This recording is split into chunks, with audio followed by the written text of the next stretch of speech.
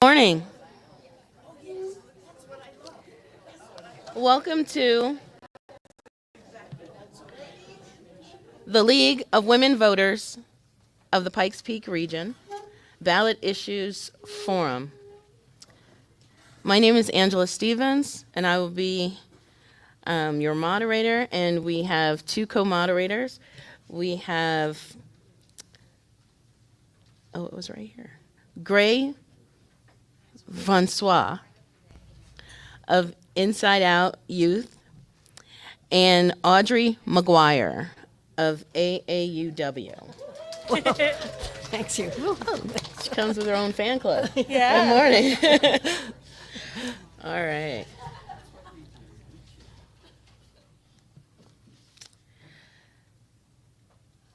So the League of Women Voters for over 104 years has been empowering voters with nonpartisan information to promote informed voting. Thank you for turning to the League as you have your voice heard this election. Again, my name is Angela Stevens. I am a member of the League of Women Voters and will be providing you with basic information on what the statewide ballot issues are and how they will impact you. We will also be providing additional resources for those who would like more in-depth analysis. On each table, there are some handouts for the ballot issues. Produced by the League of Women Voters, has produced a ballot issues packet guide and election resources, postcards for you to use and share with family and friends. You can also go to lwvcolorado.org /ballot issues. Please follow along on your packet guide and feel free to denote your decisions, yes or no, by each measure, and jot down any additional questions you may have. If you have your blue book, and we put some on each table, you can look along Colorado Legislative Council publication. Feel free to refer to it during this presentation.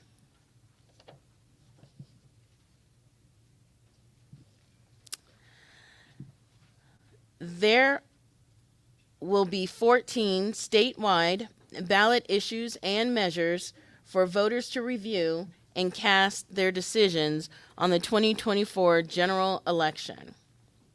7 placed on the ballot by lawmakers and 7 placed by citizens. 7 offer a change to the state constitution, which are amendments, and 5 offer a change to the state statute, which are the propositions. And 2 have been referred to the voters as required by state law as they are tax changes. These questions do not change the text of the state law.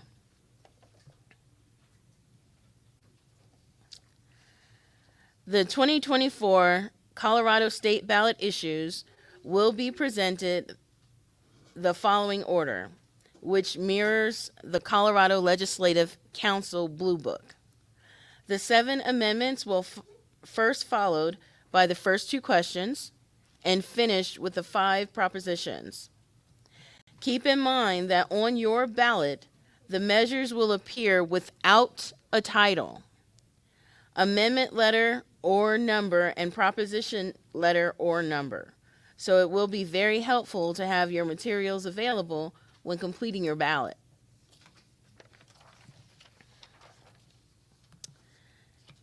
Okay.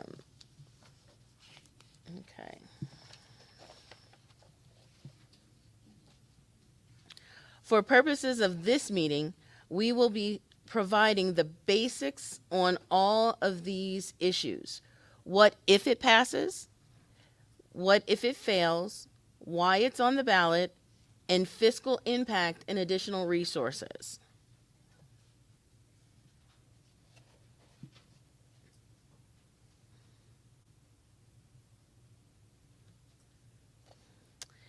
Remember that a vote of yes means that you want this ballot to pass, this ballot issue to pass.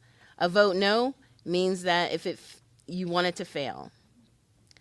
All right? Ready, lady?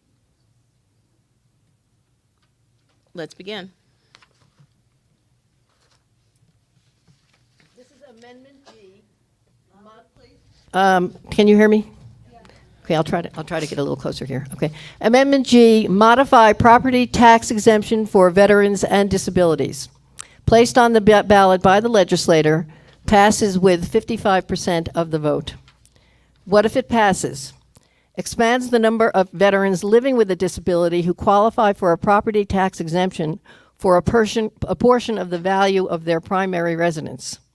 Expands to include veterans with a significant service-connected disability that makes them unable to work, what the VA classifies as having individual unemployability status. What if it fails? Existing requirements to receive the homestead exemption remain in place, and it continues to be only available to veterans whose disability is rated as 100% permanent and total. Why on the ballot? Homestead exemption is currently in the state's constitution and must go to voters to amend, cannot be legislated. An estimated 3,700 veterans in Colorado who are not otherwise able to claim the homestead exemption would be eligible for the exemption in property tax year 2025. The homestead exemption reduces property taxes collected by counties and paid to local governments. The state reimburses the local governments for all revenue lost as a result of the exemption. Fiscal impact. State spending increased by $1.8 million in state budget year 2025-26, and similar amounts in future years to reimburse local governments for lost property tax collections under the measure. Local government spending would be unchanged due to the state reimbursement.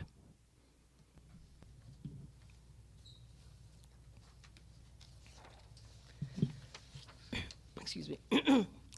Amendment H. I'm I'm sorry. The backside. The backside. Do you want me to read it? Sure. So, in addition to the League of Women Voters materials, can everyone hear me? Okay, I'm really loud, so. Okay. It should be on there. Please refer to the booklet from the Legislative Council of the Colorado General Assembly, which is your blue book.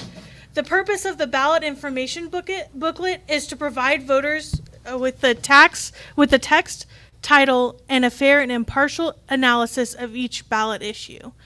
The analysis must include a summary of the measure, the major arguments both for and against the measure, and a brief fiscal assessment of the measure. The analysis may also include any other information that will help voters understand the purpose and effect of the measure.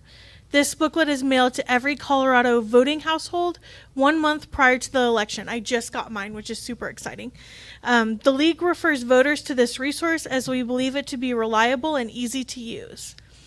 As far as local ballot measures with Tabor notices, if any of your local ballot measures require a Tabor notice to be issued, that booklet is sent separately from your county clerk and recorder. The county clerk and recorder are responsible for publishing and mailing the required taxpayer's Bill of Rights. That's what Tabor stands for. I didn't know that. Notices on the local tax change and ballot issues as well. Check with your county clerk and recorder for further information. Also, some additional resources.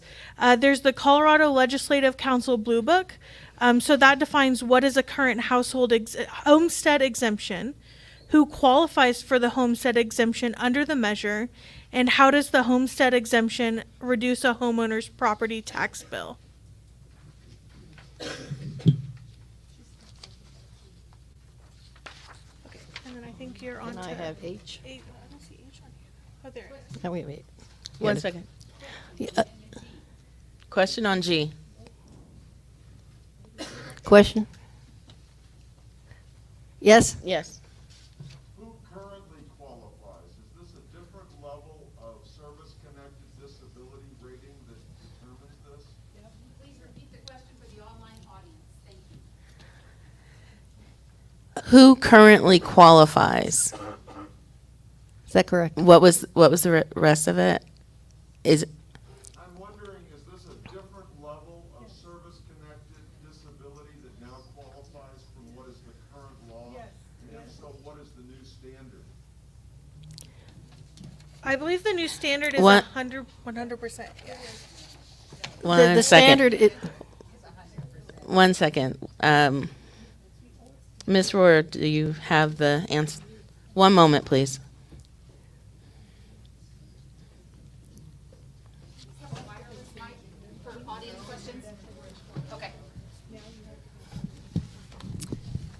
it's, Okay, so to answer the question is does this expand, correct, Denny? That's the question that I have at hand. So currently, if you vote no, if it does not pass, right, it is the disability is rated as 100%, currently, permanent, okay? If you vote, and again, what we're reviewing in your blue book is the summary. If you go to the analysis, a lot of our questions are going to be answered in your analysis, okay? So Amendment G, again, this basically affects approximately 3,700 veterans, is what we're looking at. Expanding that disability to less than 100% for those people who qualify under this provision. Or excuse me, under this amendment, my apologies. Okay, again, it will be lessening that 100% disability to include approximately an additional 3,700 veterans. Answer your question, sir?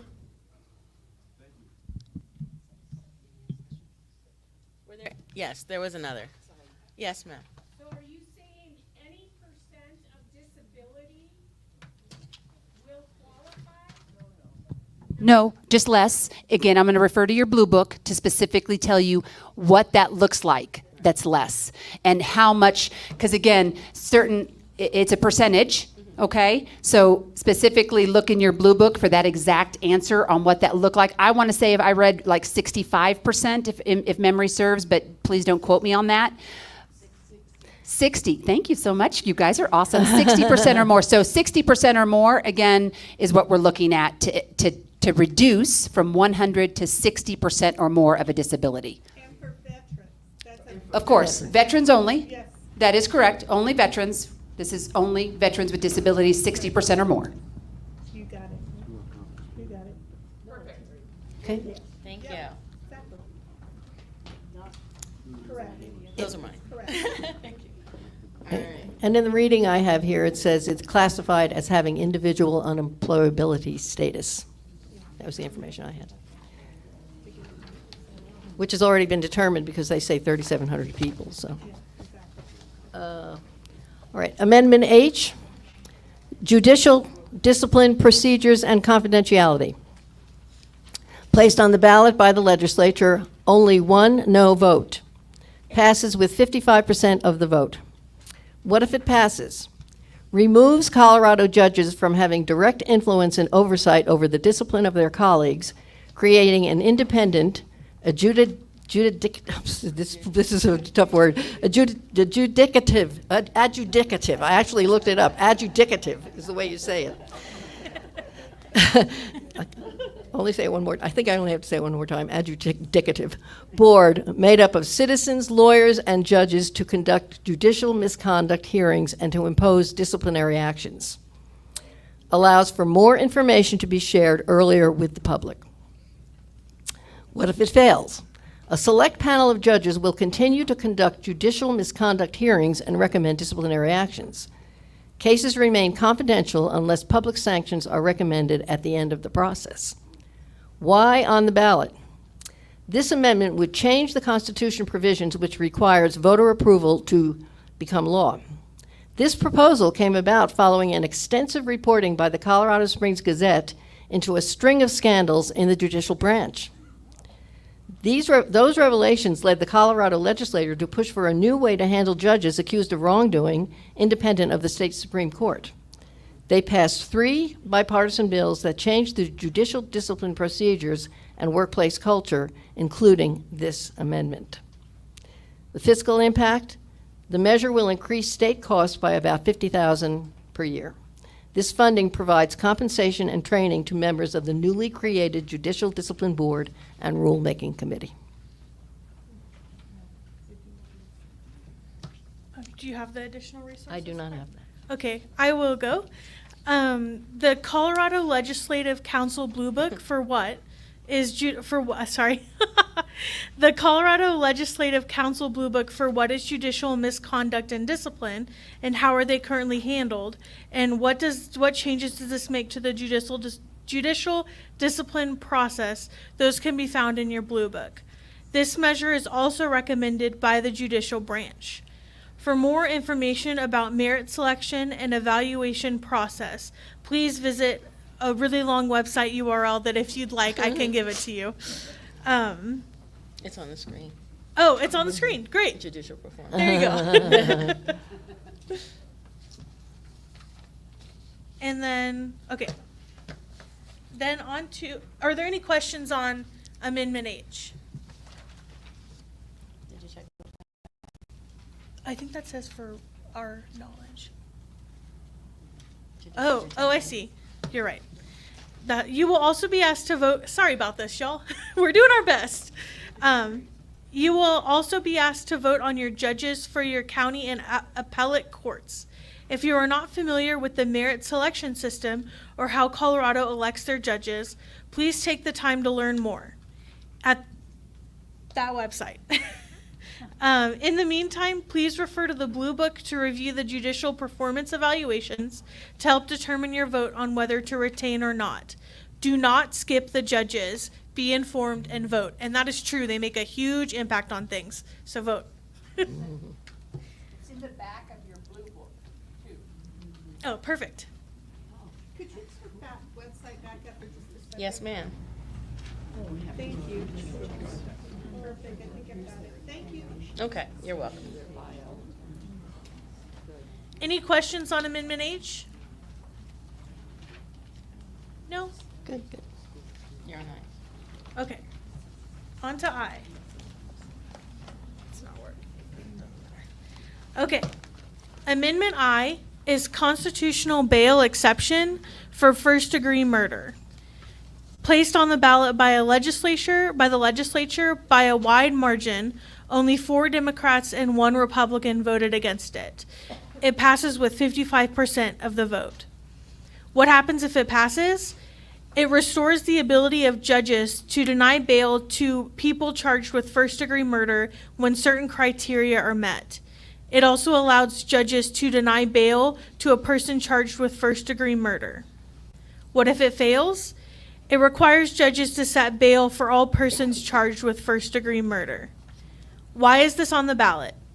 This fixes an unintended consequence of Colorado's abolishment of the death penalty, as there is no longer an exception to the bail requirement for first-degree murder, and differing interpretations emerged on whether or not a judge must set bail in these cases.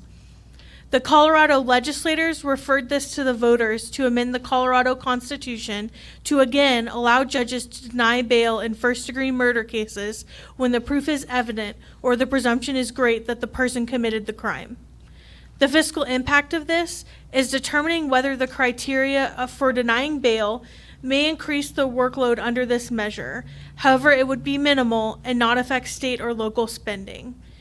You can also look at this at your Colorado Legislative Council Blue Book. They define what is first-degree murder, and that's on page 20. Does anyone have any questions on Amendment I?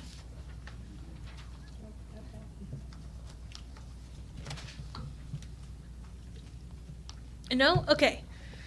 Amendment J is repealing the definition of marriage in the state constitution. This is placed on the ballot by legislators with 1 Democratic vote no and 1 Republican representative voting yes. 8 representative yes votes. Sorry, Republican yes votes. There we go. Simple majority of voters to, all it needs is a simple majority of voters to repeal a provision in the state constitution because it takes out instead of adding something in. What happens if it passes? 9 years ago, the U.S. Supreme Court legalized same-sex marriage across all the 50 states. By passing this amendment, the state's constitution's obsolete language will be eliminated and be in line with court rulings and current federal law. What if it fails? Current language in the Colorado Constitution defines a valid marriage as only a union between one man and one woman, and that will remain in the Constitution. Why is this on the ballot? The amendment addresses the future possibility of the U.S. Supreme Court overturning its previous rulings and reverting the legality of same-sex marriage to each state, leaving the current definition of marriage in the state's constitution may jeopardize the ability of same-sex Coloradans to marry. The fiscal impact of it is none. It conforms the state constitution to current practice and rulings by the Colorado Supreme Court and U.S. Supreme Court. And there are no additional resources on this amendment in the Blue Book. Does anyone have any questions on Amendment J? No? Okay. Amendment K is Yes. next. Yes. Amendment K, modify constitutional election deadlines. Placed on the ballot by the legislature, passes with 55% of the vote. What if it passes? Make deadlines 1 week earlier for citizens to submit signatures for initiative and referendum petitions from 3 months before the election. Moves up when judges and justices must file their declaration of intent by 1 week to run for retention from at least 3 months before election. Moves up when ballot issue official text and titles are published by legislative research staff by 1 month from at least 15 days before election to 30 days earlier. What if it fails? Maintains current constitutional deadlines for election filings and publications of ballot issues in newspapers. Why on the ballot? All amendments to the state's constitution must go to the vote of the people. Allows for more time to finalize the content of ballots before printed and sent to voters. Improves ballot accuracy by inactive issues not appearing on the ballot. Gives voters more time to research and review the ballot issues. Shortens the time to collect signatures and file petitions, which could make it more difficult for citizens seeking to change state laws. Fiscal impact, local government may shift and reduce workload for county clerk and recorders. State government will not impact the associated costs. And that's all I have. Okay.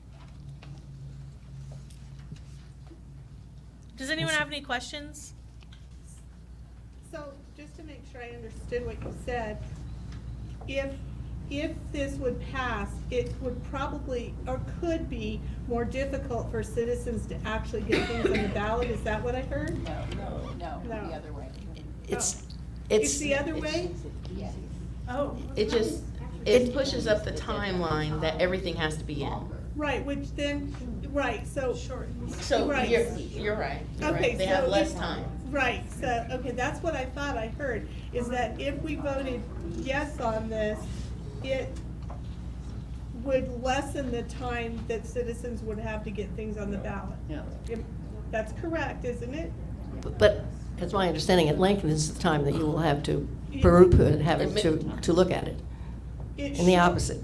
It moves up the timeline, so you have less time. It shortens the amount of time you have. It No. shortens. Yes. No. It moves the deadline up 1 week. Right, so you have less time. So you have less time to collect signatures on petitions and Exactly. stuff That's like what she that. said. That's Yeah. right, But- yes. You get more time to look at it as a citizen. That's right. So less time to get signatures, if you're doing the petitions and you're doing that work, you have less time to do the work. Right. We, as voters, have more time to review. Oh, That's the okay. benefit. Less time to get signatures, more time for voters. Okay, In thank an you. overall sense. Thank you. All right. Okay. Amendment 79. All right, and then we'll do Amendment 79. Constitutional right to abortion. Placed on the ballot by citizen initiative. Requires 55% of the vote to pass. What if it passes? Places the right to abortion in Colorado's Constitution and prohibits state and local governments from denying, impeding, or discriminating against exercising that right. Repeals the current ban on state and local funding for abortion services. What if it fails? The current Colorado statute will remain in effect. A pregnancy may be terminated at any time, and it maintains the authority of the state legislature to determine the legality. Continues the ban on public funding. No government-provided state and local money could be used to pay for abortions. Why on the ballot? Citizen initiative that takes the current policy a step further and places the right of abortion in the state's constitution. Future decisions on funding abortion services will be made by the Colorado legislature and local governments. Regarding funding, this measure does not guarantee government-provided abortion funding and potentially would allow state and local money to be used to pay for abortions through Medicaid or state and local government employee health insurance plans. In current law, there are exceptions in federal and state law that allow Medicaid to pay for abortion when the life of the pregnant woman is in danger or when the pregnancy is the result of rape or incest. Fiscal impact. At this time, no change in spending is estimated, as it will depend on the future decisions by the state legislature and local governments. For additional resources, in your blue book, there is the legal history of abortion in Colorado and the United States. So if you're interested in that, you can look at that in your blue book. Are there any questions on Amendment 79?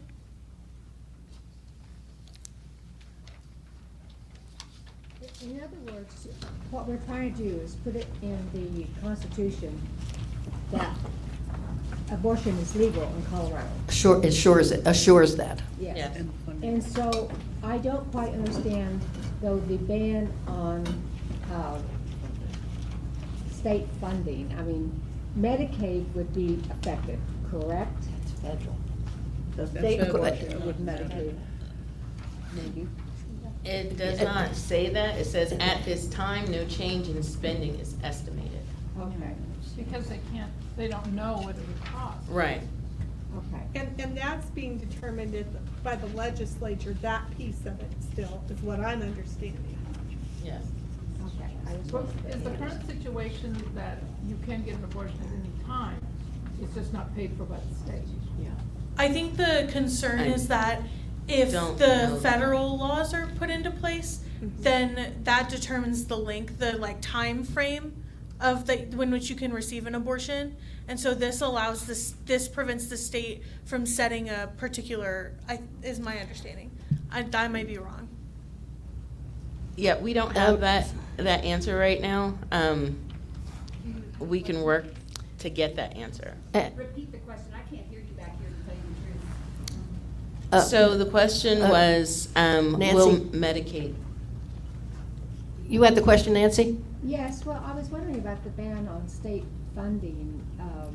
If that means that Medicaid, if they have someone who's on Medicaid, does this prevent them from being able to have the state pay for if they need an abortion? I'm just going to The read question- here. Do you mind? I'm just going to read here. You're wondering whether or not Medicaid would be paying for abortions, correct? Or if they are banned from paying? Well, in rereading this, it says, and potentially would allow state and local money to be used to pay for abortions through Medicaid or state and local government employees. So there's a potential for that it could be used, that they could access Medicaid. Does anybody else have any explanation? I think it seems to me that it's clear already if the mother's life is in danger or if it is rape or incest, it appears that they already pay, Medicaid will already. So yes, Shelley. So the statement or the comment was, it appears that if the life of the mother is in jeopardy, that state or Medicaid funds would pay for. It's true now. Mm-hmm. Been true since 1967, according to this. Good. Beginning in 1967, Colorado law permitted abortions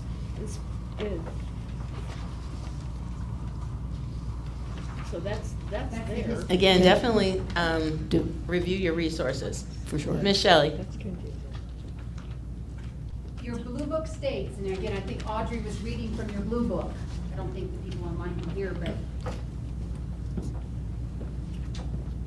there are exceptions in federal and state law that allow Medicaid to pay for an abortion when the life of the pregnant woman is in danger, or when the pregnancy is the result of rape or incest. So we already have federal and state law to allow that currently right now.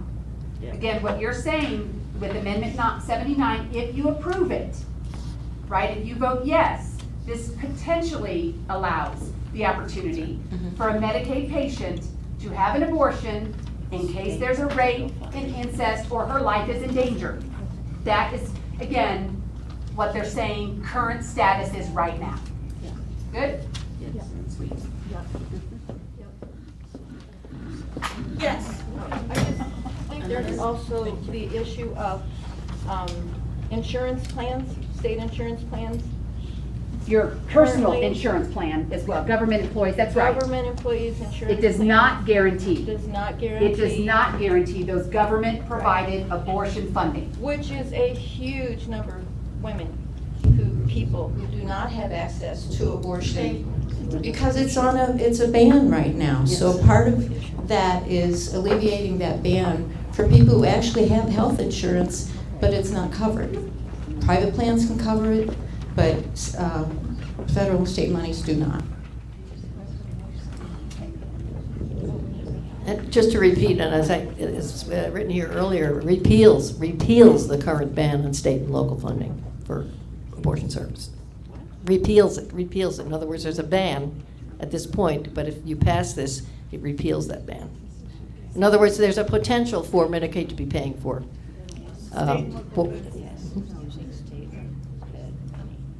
Okay, any more questions to that? No. All right, Amendment 80, Constitution, nope, yeah, Constitution. Excuse me, would you Right to please school talk into the mic? Yes. Okay. Amendment 80, constitutional right to school choice. This is placed on the ballot by citizen initiative and requires 55% of the vote to pass. If it passes, it creates a constitutional right to school choice and equal opportunity for K through 12 children. It establishes a new constitutional definition of school choice to include neighborhood and charter schools, private schools, home schools, open enrollment options, and future innovations in education. This measure results in no immediate change to state law or the enrollment policies of local school districts. If it fails, it maintains the current system of school choice and state law, which is not in the state's constitution. This allows parents to choose from many public school options or choose to educate their children in private or home schools. Why is this on the ballot?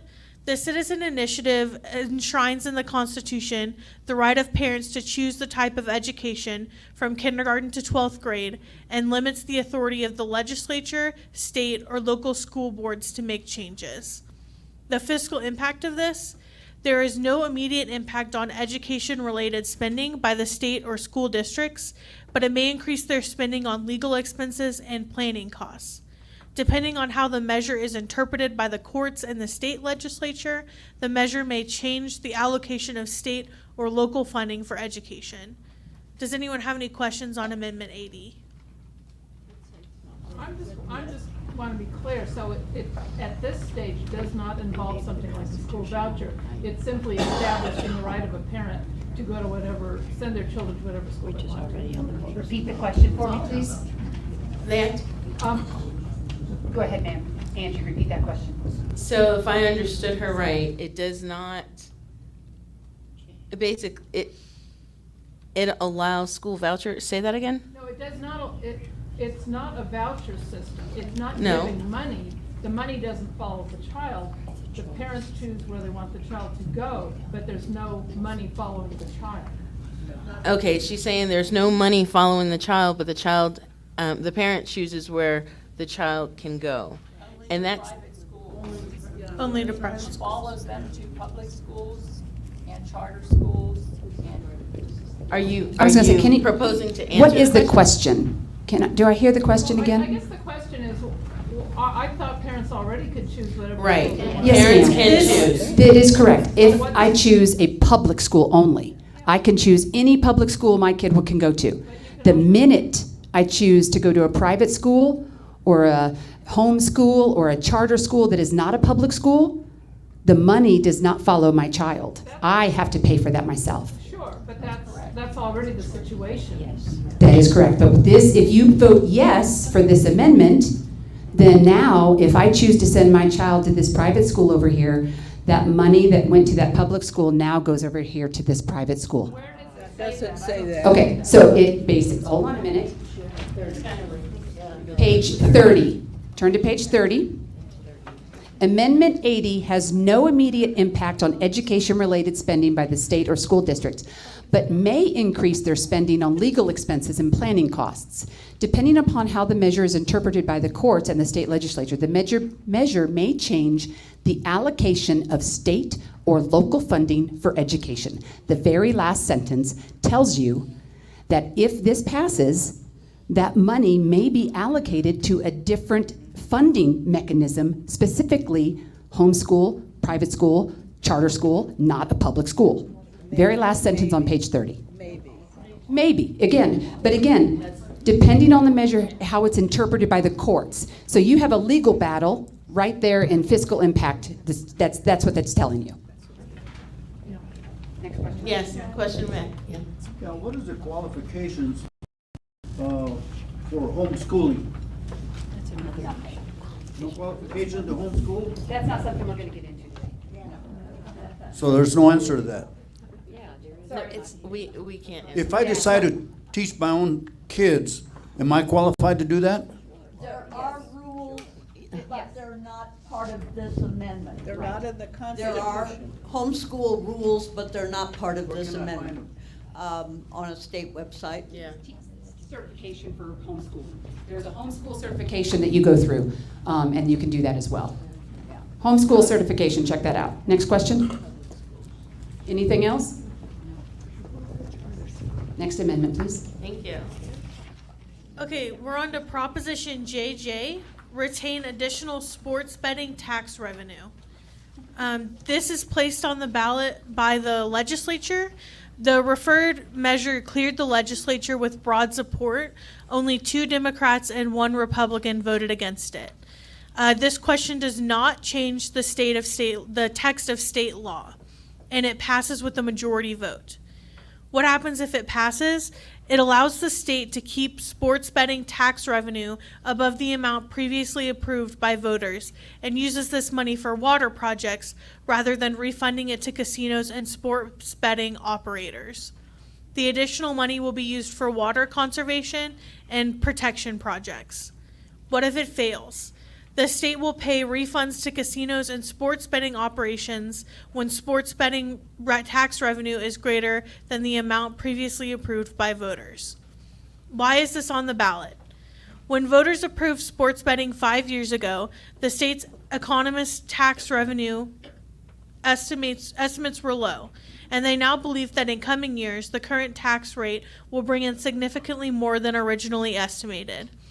Under the Taxpayers' Bill of Rights, or TABOR, the state must get voter permission to retain the additional money. Voters have seen similar questions on their ballots in recent years around tobacco and cannabis taxes. The fiscal impact of this: retaining this revenue is expected to eliminate refunds to casinos and licensed sport betting operations of approximately $3.79 million over the next 3 fiscal tax years. The retained tax revenue would be transferred to the Colorado Water Plan Implementation Tax Fund. This money will be spent on water projects as allocated by the state legislature and the Colorado Water Conservation Board. In your Colorado Blue Book, there is a definition of how sports betting is currently being taxed and how will this tax revenue be used to pay for water projects. You can learn more about your TABOR rights at the TABOR website up on the screen, and state-funded water projects listed at the Colorado Water Plan website. Does anyone have any questions on Proposition JJ? Yes. If it fails, then the TABOR funds will be larger, like they are now. No. No. It goes back to the casino. It goes back to the casinos back and to the the sport. casino. Thank you. That's really what's happening. Yeah, exactly. That's how I understand. Yes, it'll go back to the Well, let's see CR. here. Any other questions? Proposition JJ. Or KK. KK. Oh, I switched back to the other question. Okay, KK. Proposition KK, firearms and ammunition excise tax. Placed on the ballot by the legislature, the referred measure passed with only Democratic support. All of the legislators, Republicans, and 2 Democrats voted against it. This question does not change the text of state law. Passes with a majority vote. What if it passes? Creates a new tax on firearms, firearm parts, and ammunition of 6.5% and uses the revenue for crime victim services, mental health services for veterans and youth, and school safety programs. Firearm dealers, firearm manufacturers, and ammunition sellers are responsible for paying the new tax on their retail sales. The following are exempt, not subject to the new tax. Sellers with annual sales of less than $20,000, retail sales to law enforcement officers, law enforcement agencies, and active duty military members, along with private sales between individuals who are not firearm dealers, firearm manufacturers, or ammunition vendors. What if it fails? The state's taxation of firearms and ammunition will not change. Currently, there is a federal excise tax on retail sales of firearms and ammunition by firearms and ammunition manufacturers and importers. In Colorado, retail sales are subject to state and local sales taxes that apply to most goods. No excise tax is currently levied by Colorado state or local governments. Why on the ballot? The Colorado Constitution requires voter approval of new taxes. Current sources of funding for the programs in the measure are declining or will be unavailable in the future.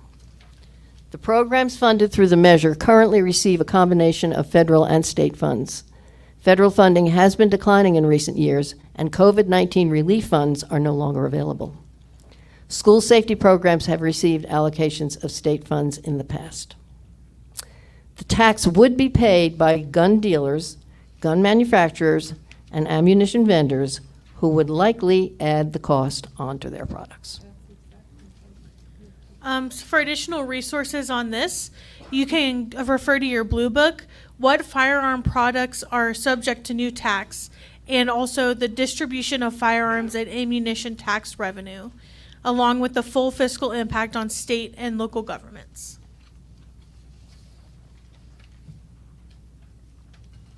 Does anyone have any questions? I always do. Yes, ma'am. My question is, are there protections in place that ensure the gathered tax money is indeed spent on what it says it's going to be spent on? Because I have found in the past that I have voted for a tax and it wasn't spent on the objective.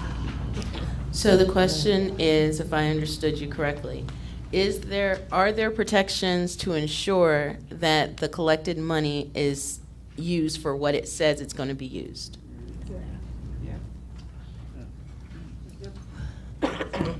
There's no guarantee ever that they're going to actually do what they're supposed to do. So that's number one. I can never guarantee that. Number two is, if they don't do what they're supposed to do, my second suggestion is vote them out the next time, right? But number three, if you look on page 35 of your Blue Book, it specifically has some administrative costs associated with this. I would assume that that's how you guarantee that the money is supposed to go where it's supposed to be. Again, that's my only assumption. Again, you know what happens when we assume, but that would be my suggestion to answer that question, ma'am. Thank you. Okay. And no further Next. questions? All right. Proposition 127, prohibit bobcat, lynx, and mountain lion hunting. Placed on the ballot by citizen initiative, passes with a majority vote. What if it passes? End the hunting seasons for mountain lions and bobcats in Colorado and bar the state from ever allowing lynx hunting. Prohibit intentionally killing, wounding, pursuing, and trapping or discharging a deadly weapon at bobcats, lynx, and mountain lions in Colorado. Establish penalties for violations. allows certain scenarios for lawful killings. Big cats could still be killed by state or federal employees as part of population management efforts or with state permission by ranchers to prevent livestock depredation. People who would accidentally hit an animal with their car would not be penalized. Remove mountain lions from the definition of big game, making landowners ineligible for state reimbursement for any damage caused by a mountain lion. Current law, they are not reimbursed for bobcat or lynx damage. What if it fails? Continue to allow the hunting of bobcats and mountain lions as currently regulated. Hunting lynx would remain illegal under state and federal law. Lynx were reintroduced in Colorado in 1999, are still considered endangered by the state. Why on the ballot? Citizen initiative claims that populations can naturally regulate themselves and restricts the ability of the Colorado Parks and Wildlife Commission to issue licensing that is used to achieve the state's ecological objectives. While the measure uses the term trophy hunting, it bans all hunting, pursuing, or entrapping of bobcats, lynx, and mountain lions, regardless of intent. In total, this fiscal impact, this measures increases state expenditures. Decrease state revenue to the Colorado Parks and Wildlife in result of the elimination and/or reduction of hunting license sales. Decrease state expenditures in Colorado Parks and Wildlife Commission as a result of decrease in game damage claims. Increase the revenue from fines or civil penalties may occur and to cover legal fees to create new rules and regulations. Hunting regulations are outlined on page 40 of your blue book.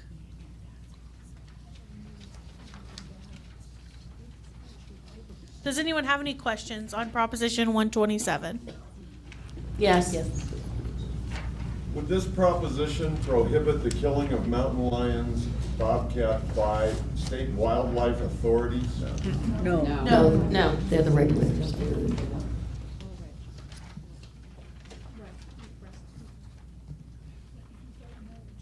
Any other questions? Okay. Do I have 130 or do you? I do. Oh, you have the next, you have 28. Okay. Okay, Proposition 128 is parole eligibility for crimes of violence. This was placed on the ballot by a citizen initiative, and it passes with a majority of vote. What happens if it passes? It increases the amount of prison time a person convicted of certain crimes of violence must serve to 85% before becoming eligible for discretionary parole or earned time reductions. This makes a person convicted of a third crime of violence ineligible for discretionary parole or earned time reductions. The crimes include murder, sexual assault, aggravated robbery, and serious cases of assault, kidnapping, arson, and burglary. This impacts the parole eligibility of a person who is incarcerated for crimes committed on or after January 1st, 2025. What happens if it fails? Persons convicted of certain crimes of violence are required to serve 75% of their sentence in prison before eligible for discretionary parole, minus earned time for progressing in personal, professional, or educational programs. Why is this on the ballot? There is a citizen initiative to reduce crime and ensure justice is served. Also, an estimated 220 individuals per year are sentenced to prison for crimes of violence and currently serve an average of 23 years in prison, which will increase under this measure. Opponents claim there is no evidence that the measure will reduce crime. The fiscal impact, this increases the state spending in two ways. In the short term, it requires one-time computer system updates to the Department of Corrections case management system, estimated at $12,000. Beginning in approximately 20 years, state spending will increase due to the measure's increase in the percentage of prison sentences that must be served. Actual costs will likely increase with inflation and depend on offender behavior and decisions by the State Board of Parole. For additional resources, you can look in your blue book, What is Parole and How Does Discretionary Differ from Mandatory? And also Crimes of Violence Sentencing Comparison Chart. Does anyone have any questions?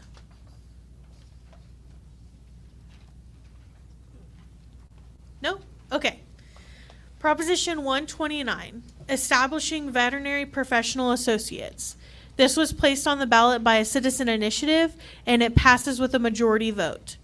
If it passes, it creates a new mid-level regulated profession of veterinary associate between a vet technician who has a 2-year associate's degree and a veterinarian who has 8 or more years of education, called a veterinary professional associate, or as referred from now on, a VPA.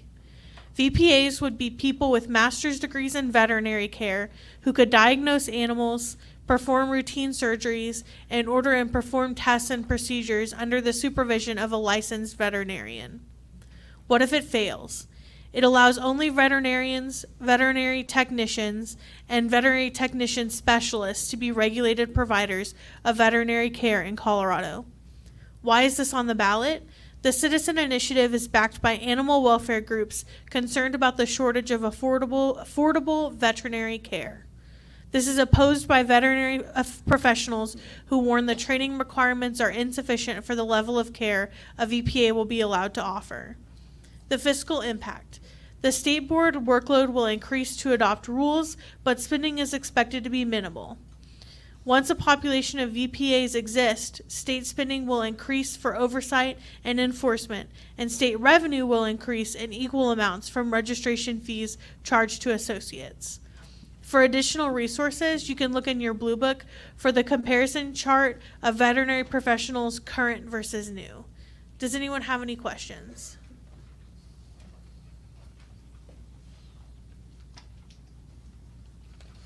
No? Okay. Next one then. Proposition 130, excuse me. Funding for law enforcement. Placed on the ballot by citizen initiative. Passes with a majority vote. What if it passes? It is known as the Black Back the Blue measure. Directs the state government to create a new fund of $350 million to the Colorado Department of Public Safety to distribute to local law enforcement agencies. Paying a new $1 million death benefit to the survivors of law enforcement officers killed in the line of duty. Funding grants to local police and sheriff's departments to boost hiring and retention. What if it fails? Excuse me. Current levels of funding for local law enforcement agencies will remain unchanged, and families of law enforcement officers killed in the line of duty will continue to receive existing benefits provided by current law. Why on the ballot? Excuse me. Citizen initiative to direct how the state legislature should allocate Colorado's existing budget without considering local public safety needs or the state's broader obligations. Current death benefits vary and are dependent on the officer's agency. This would guarantee compensation for all law enforcement officers killed while on duty, in addition to any death and disability benefits provided through the officer pension. Fiscal impact. Does not require the state to set aside the entire $350 million in a single year. Requires the money to come from Colorado's existing budget, not new taxes. Spending allocations to local agencies, grants, will be determined by the state legislature and the Colorado Department of Public Safety. The state's obligation to provide death benefits will continue indefinitely and will eventually require additional state expenditures in future years. Does anyone have any questions? Yes. What are the existing benefits? I believe they vary from a locality, but somebody else would have to speak to that. The question was, what are the existing benefits? And that is true. It's different by location. It does speak to it a little bit on the top of page 50. Who was that? If you look on page 50 at the top, it does speak to it to some level, and then there's also a website there, I think, that has more information, but it does tell you what they currently receive if they're killed in the line of duty. I believe that does speak to that there.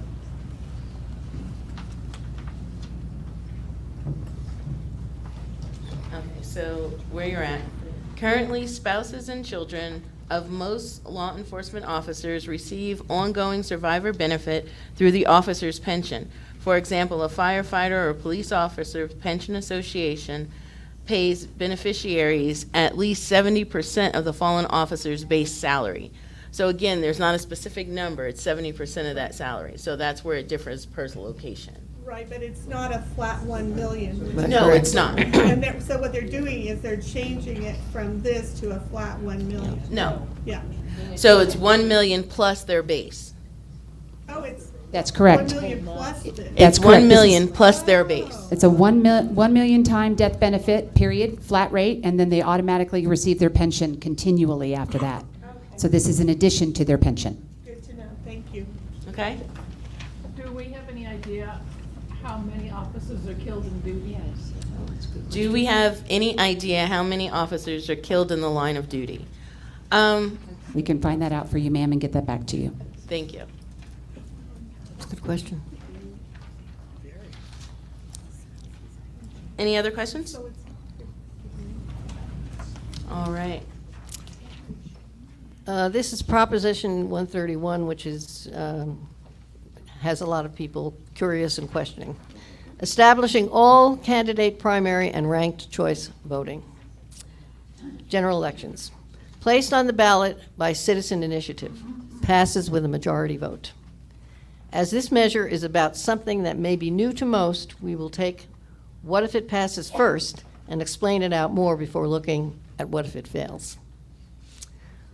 What if it passes? Changes the way Coloradans vote in two significant ways. Create an all-candidate vote for one primary election open to all voters by abolishing the current party primary and assembly system of candidate selection for federal and state offices. Does not apply to U.S. President, district attorneys, or local government offices. All qualified candidates would be placed on the primary ballot. The 4 candidates who receive the most primary voters would advance to the general election regardless of party affiliation. Slide 34. Is that it? Yeah. Okay. Example of ballot ranked choice voting would be used for general elections. Voters would rank as many or as few of the 4 candidates as they wish in order of preference. Please note that the actual ballot will look different depending on future ballot design rules and decisions by election officials. This version of ranked choice voting is also known as instant runoff voting, as it eliminates the need for another election, a runoff, to determine the winner, saving voters time and reducing election costs. Slide 35. If there are 2 or fewer active candidates, the ranked voting tally is complete. The candidate with the highest number of votes is elected. All voters' rankings would be combined in a mathematical process to determine the winner. Proposition 139 cannot take effect until certain criteria are met. At least 12 municipalities that meet various demographic qualifications must use ranked choice voting, and the state must audit these elections and prepare a report before an election for state and federal offices using the changes proposed in the measure can occur. Next slide, 36. The existing primary election system and the current method of selecting candidates and counting votes at general elections would not change. Why on the ballot? Citizen initiative to conduct nonpartisan elections to create a more representative and functional government throughout the state. Provide all candidates, regardless of political party affiliation, an equal opportunity to make the general election ballot. Opposition claimed that it would give an unfair advantage to wealthier independent candidates and may cause confusion or mistrust of election outcome for voters. Fiscal impact. State spending will increase costs of hiring staff, software update, redesign ballots, voter outreach, and reimburse counties for election costs. State revenue will increase if business filing fees are not covered by the state legislator. Local government will increase costs to conduct primary and general elections due to updates to ballots, voting systems, training voters and staff. The state reimburses a portion of the county election costs. If you refer to your blue book, there is a definition of ranked choice voting and how it works, and how do the ballots look and how are they counted. Questions? Do you know if the ballots would identify candidates by party? Or whatever? Do you know if the ballots would identify candidates by party? The answer is yes. Go back to your sample for me, please, and go to page 54 in your blue book. Back one more slide, please, ma'am. Right there. So they would be identified as a party candidate, whatever party that is, or an unaffiliated, or whatever that looks like on your ballot. Yes, ma'am. The answer to that is yes. Question? Any other questions? May I go back to your other answer on how many deaths in line of duty to answer your other question? Yes. As of July 10th, 2024, 112 police officers have died in the line of duty in Colorado. 112. That number is high. As of July 10th, this was as of this year, 110. Now, I started looking as 43 died by gunfire, 19 were medical, 11, there was another one for 11, and I can't remember what that one was, but I was writing down some more issues, but there are multiple numbers out there. So I'm going to go, the one that I found right off the bat was 112. Total from when they've been tracking, total for Colorado was 352. So I think that number from 112 is like a year from 2023 from what I can see. So because we still don't have 2024 numbers, right, obviously. But 2023 numbers, from what I can tell you, are about 112, and I'm finding out to see if there's any more than that. That's really high. That seems really high. I know that seems like a lot, When did that right? start? But they are all over the state. Right. Sir, that's what I'm trying to verify, but I believe that's 2023. That's what I'm looking at. One of those officers was Officer Julian Becerra of the Fountain Police Department, who died February 11th, 2023. So that was even one of ours right here in Fountain. All right. Thank you. Does anyone live in an RTD district? Okay. No. Okay, great.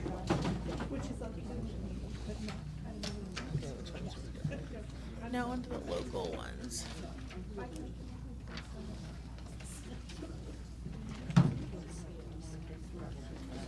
Here. We have 2A, 2B, 2C, 2D, and 3. Yes. So you'll. Well, I have the 300, and you have the 2. I have 2C and 2D. And District 4B. 71 is, and I'm sorry, who said that? Yev. So 73 was my original number, but then I did another search and it came up with 112 in the second one. But that only listed, in 73, it only listed the top 3 reasons of their deaths. So I was thinking that there might have been some miscellaneous deaths in there as well, but the top 3 were the only ones listed. But then I also did another search from 2023 only, and according to the Officer Down Memorial page, that's where I'm getting my information. According to this, in 2023, there were only 4 that are displayed on the Officer Down Memorial page. So I'm getting lots of conflicting data on that one. So as you all know, when you do your research, give me a bit more time to see what I can verify for you. Okay? Thank you. All right. So now to some local issues. Can you hear me? We do have some people from Monument. Oh, we did. Okay. How many are from Monument? The reason she skipped it was because Shelley told her to, because we weren't sure how many people were going to be in the room from Monument. So thank you so much. So if we have time, which I think we do, we're going to go ahead and do your town of Monument, because we want to make sure you get your education today. So thank you for yelling at us, but that was a direction by Shelley. Thank you.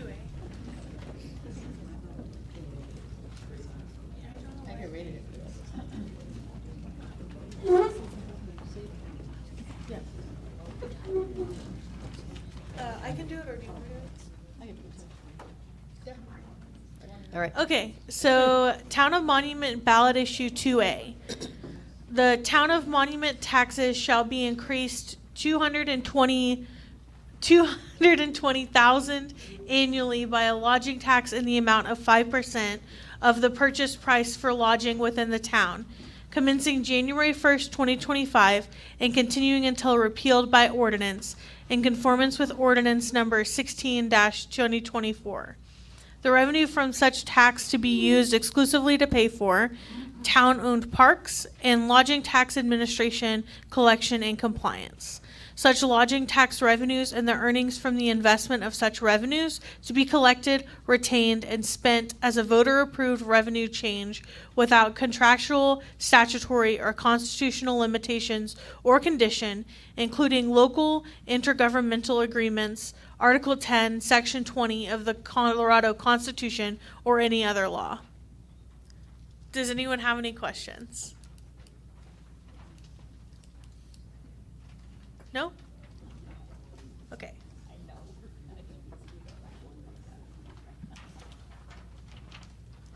Okay, Town of Monument sorry, my computer was malfunctioning.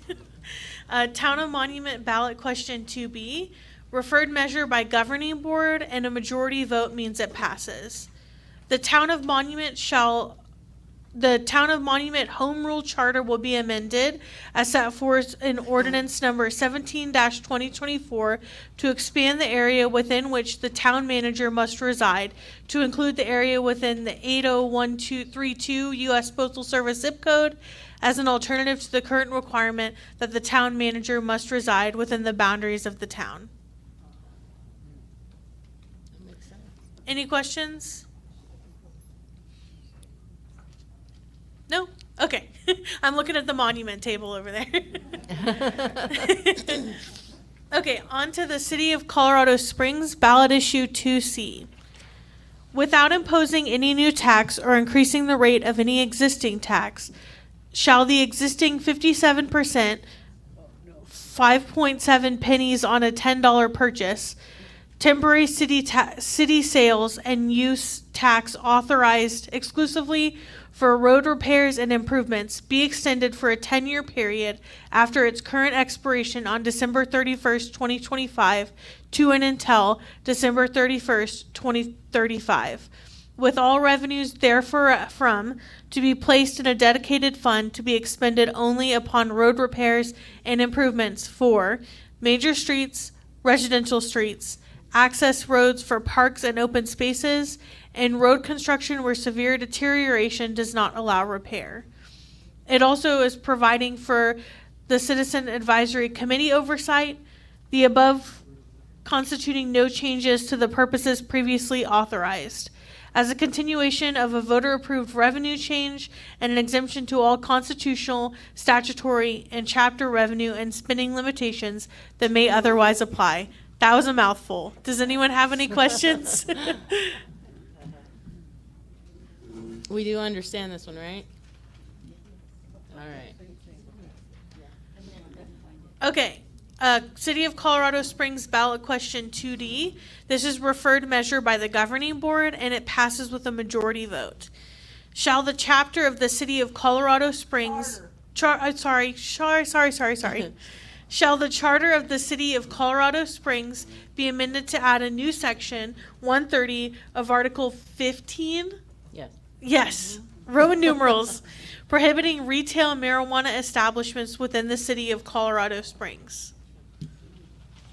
Do we have any questions? No, it's a local measure, and so it's in your... It's in the gray book. Also It's on the yellow sheet? paper. Okay.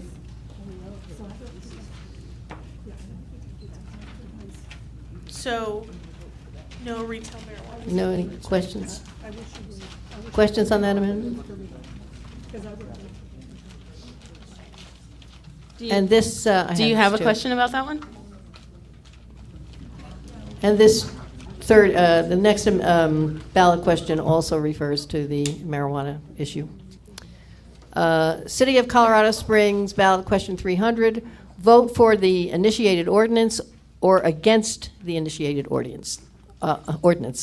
Shall the ordinances of the City of Colorado Springs be amended to authorize only existing medical marijuana licensees to apply to become licensed as retail recreational marijuana businesses, subject to all applicable taxes, including the existing 5% sales tax on retail recreational marijuana, to generate revenue for public safety programs, mental health services, and post-traumatic stress disorder treatment programs for veterans.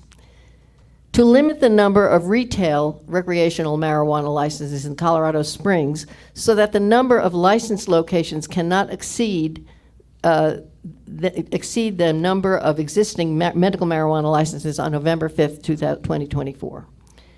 To codify violations and penalties for retail recreational marijuana, which cannot be amended except by vote of the people in the Colorado Springs City Code, including regulations that prohibit any retail recreational marijuana business within 1,000 feet of a public or private daycare, preschool, or K-12 school. Prohibit the sale of transfer of retail recreational marijuana to any person under 21. Prohibit the sale or transfer of retail recreational marijuana acquired in another political division to a person under 21. And prohibit possession of retail recreational marijuana by any person at any public or private school, daycare, or preschool. Yes. Yes. Do we know if this is passed, if it will override the rule that the council made about the distance, what is it? Do we know if it overrides the rule of 1 mile? It says it will be amended. What? It just says it'll be amended to include. Is that right, Shelley? But will it invalidate that one? The others are The council passed it so that. So in September, it was the council that passed the 1 mile, 1 mile distance, right? And in this one, so the way I understand it, Anna, is this changes the our charter, our charter, which would then, they would have to go back. This is by the citizens, so that changes your charter. So that invalidates what they just put in September.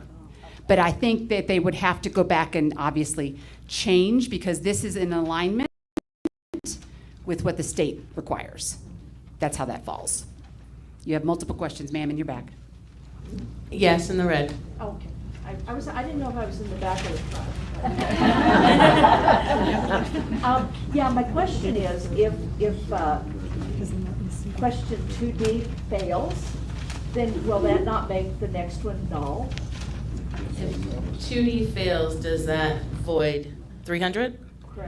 No, if 2D fails, right, it's just the opposite, actually.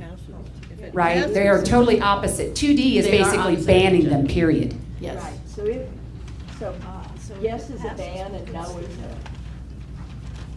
2D, if you vote yes, you are banning them in the city. If you vote yes on 2D, you are saying you do not want them in the city. Recreation in the city. Is 300?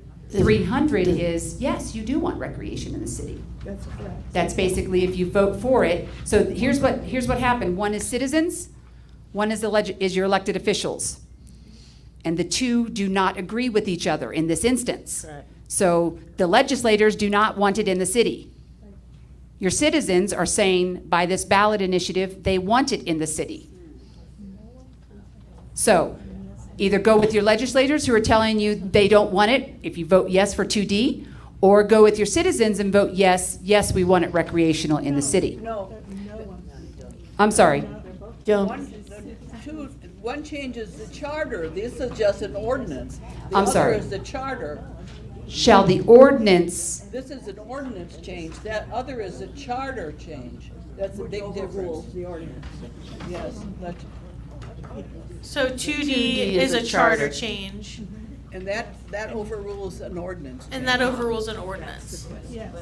but that's only if it passes. Right. That's only if it passes. Right? They have to go together, almost. But if 2D does not pass, you are not changing the charter. Correct. According to them, they are saying they're not. That's what I hear. I thought, to me, ballot question 300 is a change to our charter. You are allowing recreational marijuana in the city.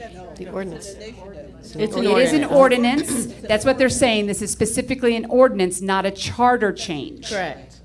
Which is why it, 2D is the charter, 300 is not. It is just an ordinance that Right. is going to allow them. And which means that, next, somebody else could change that Right. in a few years if that ordinance were repealed by voters, Correct. right? In the charter, it's much harder to change your charter than it is to change an ordinance. But again, both are very difficult to get these passed, right? So T2D, you're saying, no, you do not want them in the city. Changing the charter. And it goes into the charter. And right. 300 is an ordinance change, is an ordinance, and it allows them in the city. Correct. And supersedes the September decision by the city for that mile requirement that they did in September.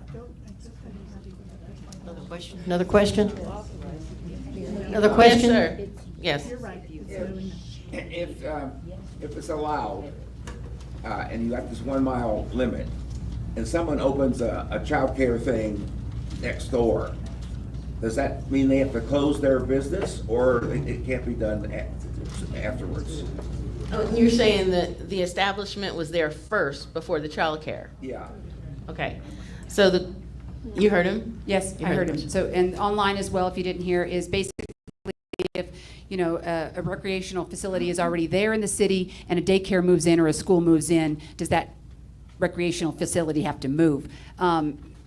No, right? But that mile thing is also what's in question, right? That mile requirement that the city imposed in September would have to be discussed by city specifically if question 300 passes. They would have to go back and fix that, or to me, in my mind, it's null and void if you pass a citizens initiative. But in the legal world, you might have to go back and fix that as the city. So we are all on the same page as a team. So no, I don't think that they would have to move. If that rec facility is already there and somebody moves into that facility, that's on them. Right.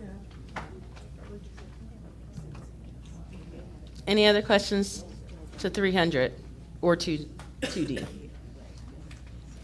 All right. Okay, so then we have 4B. 4B. So this is a measure by the governing board of the El Paso County School District number 20. Academy is in parentheses. Oh, you have Harrison District. This is 4B. Yeah, this is Academy. You have Harrison on the slide. Harrison's on the slide. Oh, is that right now? It's right Yeah. now. Yeah. Okay, sorry. Without imposing any new tax, shall El Paso County School District number 20 debt be increased 83.14 million with a maximum total repayment cost of no more than 155 million for the purposes of providing 20% match to receive an approximate 191 million federal grant in order to rebuild 65-year-old Air Academy High School, including a center for excellence with new career education accessible to students across District 20. This would also updating district-wide non-charter facilities to improve older schools, health, safety, and security, and to comply with the mandatory LED lighting requirements contained in Colorado HB 231161. It also is providing funding for the Classical Academy and New Summit Charter School capital improvement projects, and for acquiring, constructing, or improving any capital assets that the district is authorized by law to own, with such expenditures to be monitored by Citizens Accountability Committee who report directly to the Board of Education. And shall the taxes authorized at the district's bond elections in 2001 and 2016 be extended and authorized to be used to pay the debt authorized at this election in addition to the debt authorized at such prior elections, and with no expected increase in the district's current total mill levy rate of 60,216 mills approved by the voters in 1999 unless otherwise required by law. Does anyone have any questions? Yes. Yes. Do these school districts initiatives, are they voted on only by the people who live within that Yes. school Yes. district? Yes. Yes. So you have to know where your boundary is. Yeah. Yes. You have to know which school. It'll And be if you on don't- your ballot. And if you don't know, go to Vote 411. If you don't know what district you live in, vote411.org has some information for you as well. And we had an online comment, I apologize for not getting it in before, but on that last 2D and 300, and Yeah. this comment is spot on. It is unnecessarily complicated with those two issues. And that was by design. In our world, those two issues are the exact opposite. Exact opposite. And one was by citizens, and one was by your legislature and your elected officials. So by design, please pay attention to those because one was put there to confuse you. That's how that went. Okay? So clarification online. Appreciate the time, Madam Chair. Absolutely. Okay, yes, so, I think something we should point out, as I understand it, I could be wrong, as far as the school districts, and you're only gonna get it on your ballot if you're in that school you're in district, that so you don't district, really have to even figure it out. It will only come on your Right. ballot if it applies Yes, to you and your that is district. true. That's my understanding. Yes, Correct. that is Okay. true. Correct. Okay. And this is not the ballot you're going to get if you go to vote in person. You will get a ballot like you would in mail. Yeah, that's just a Right. sample ballot. Those are just to give away to you. That's why they're pretty yellow, right? You're not voting on yeah, that. so, because you can't use that one. You can't use that one. BYO. Yes, ma'am. Yes. So I have a question.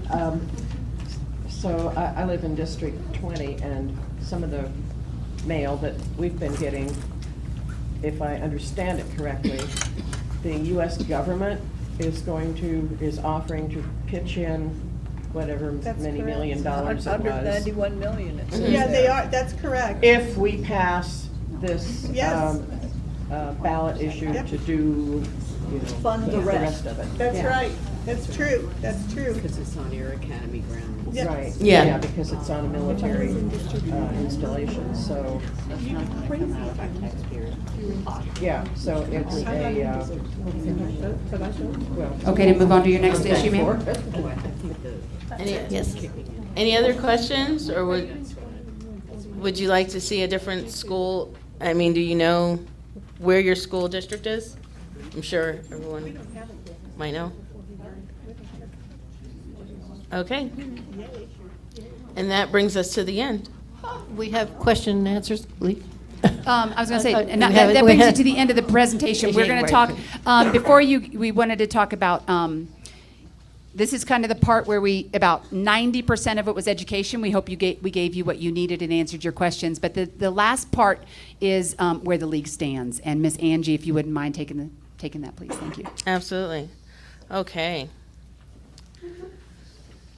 So we have information. You can go to Vote 411 on the League of Women Voters websites. We thank everyone for being informed voters.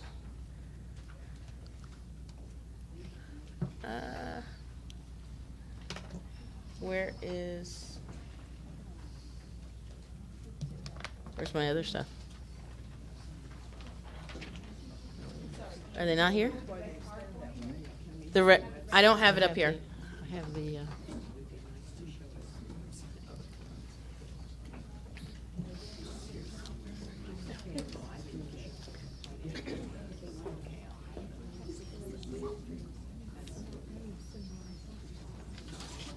I have this one.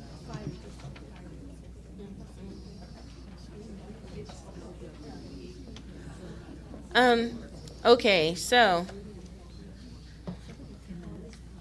this is, I'm going to tell you where the League of Women Voters stand on these issues. You don't have to vote this way. It's just so that you know where we are. Okay, on Amendment G, modify property tax exemption for veterans with disabilities.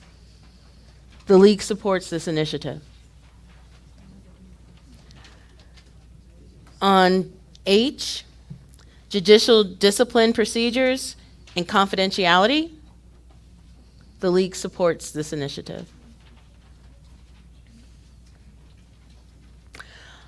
On I, constitutional bail exemptions for first-degree murder. We oppose. We have no. No stands. No stance. You're right. You're absolutely right, ma'am. On J,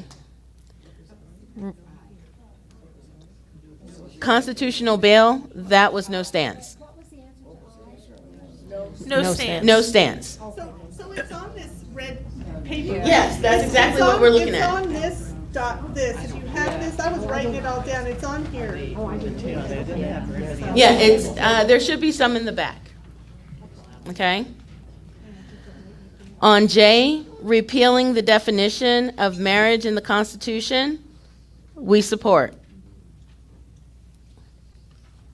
On K, modify constitutional election deadlines, we support. On 79, constitutional right to abortion, the League supports. On 80, constitutional right to school choice, the League opposes. JJ, retain additional sports betting tax revenue, the League supports. KK, firearms and ammunition excise tax, the League supports. 127, prohibit bobcat, lynx, and mountain lion hunting.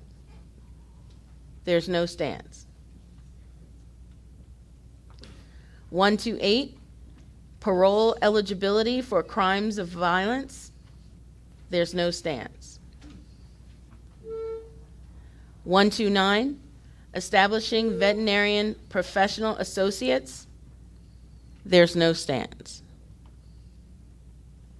130, funding for law enforcement. The League opposes.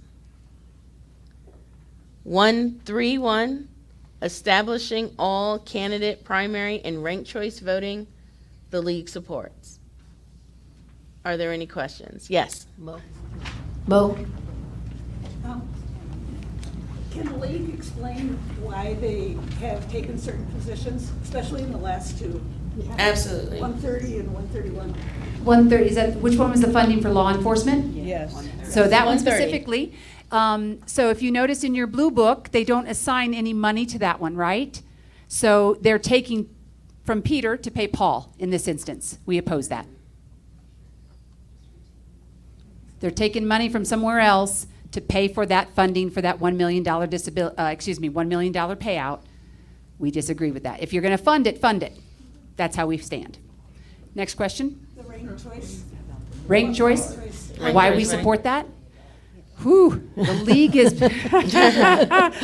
okay, the League has talked about alternative voting methods for a very long time. This is one way as an alternative voting method.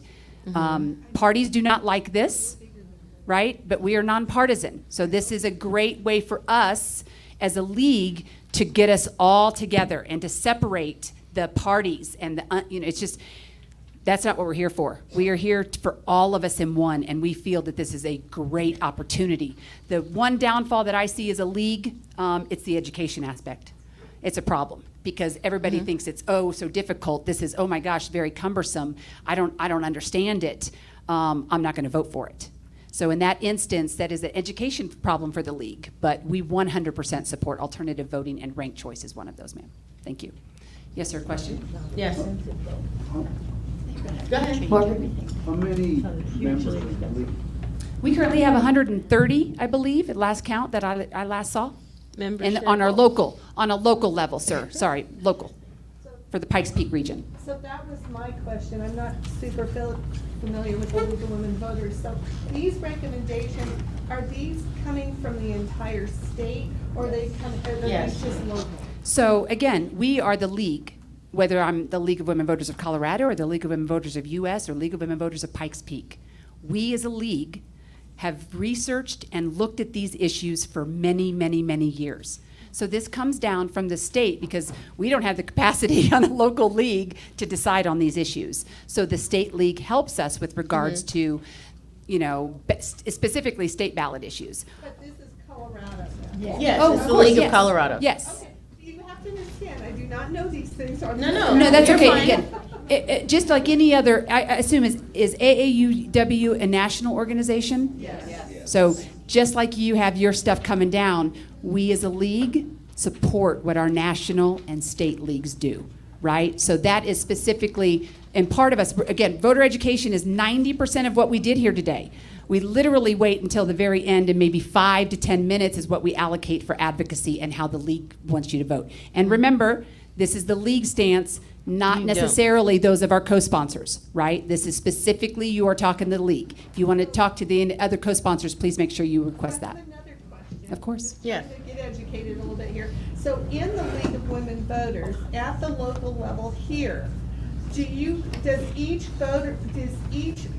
person in your organization here locally have a vote on how they feel about these? Or how does your input get put into this at the state level? Come on up, Ms. Linnea. Answer that question.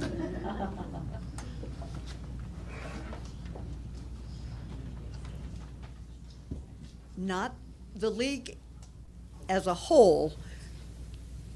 We have positions that we've developed over the years. Those were all decided by members. And the state league board goes through all those positions and says, does this ballot issue meet that criteria or not? And that's where they base the decision on. So yes, we've had our say all across the U.S. in state and national issues. But locally, we have some separate issues we vote on separately here. But these are statewide ballot issues, so it is the state league board that makes the final decision, just like any board could make a decision based on what the issues are before them. But we do have an annual meeting, right? And we have certain number of designated representatives that go to that meeting from our local league, and we do vote on those things every other year. I believe it's right. So. What I'm hearing you say, which makes sense, is that your local organization has representatives, and that the local people feed into that, and then you take it up. That's correct. Okay, makes sense. It is very much a grassroots, member-driven organization with regards to everything that we do. So, other questions, please. Thank you. You should be a league member asking all these questions. You two in the back, I saw your questions. Anybody who asks more than 2 questions, you need to be a league member. So. Yes, ma'am. I was curious if you know, or if anyone knows, if any other states are proposing a change to their voting, the nonpartisan voting. So the alternative voting methods. It's on multiple ballots across the country. Several states have actually already implemented it as well. I believe Maine is one. Alaska's another. And is California another one? No? I thought there were certain municipalities that were test driving it in California. So is Hawaii? Did I hear Hawaii was another? Someone said Hawaii. Okay, so there's several states that are already doing this. We're not the guinea pigs. We just kind of copy from others, right? But do you know if you look at the sense of contentment, do the people in those states that have having it happening for the last few years, such as Alaska, are they happy? Is the population generally pleased with the results, or what do you know? So let me ask you this. Is the population of our country really generally happy about anything that we do? Okay, great. So that's your answer. No, I'm just kidding. Sorry. We're getting really close to election, so Shelley gets a little flippant as we get closer. So I'm going to say that we can always do better. Number one, everywhere, everything that we do, even in Colorado, we can always do better. So for us as a league member, this is one way that we can do better with elections. And that's how we feel about ranked choice voting. I'm not going to say what other states are, how they feel about it.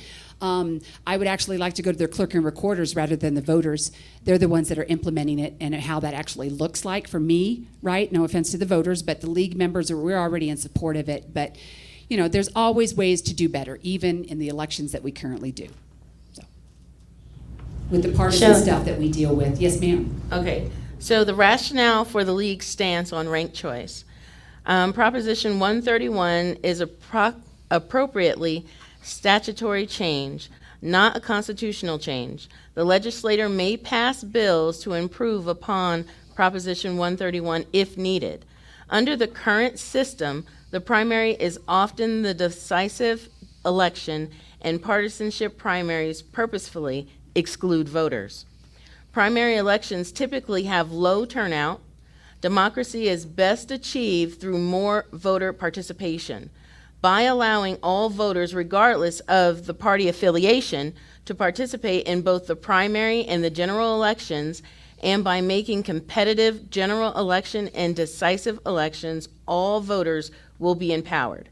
If two candidates from the same dominant party compete against each other in the general election, the contestant is likely to be more engaging for voters accustomed to current safe for one-party election.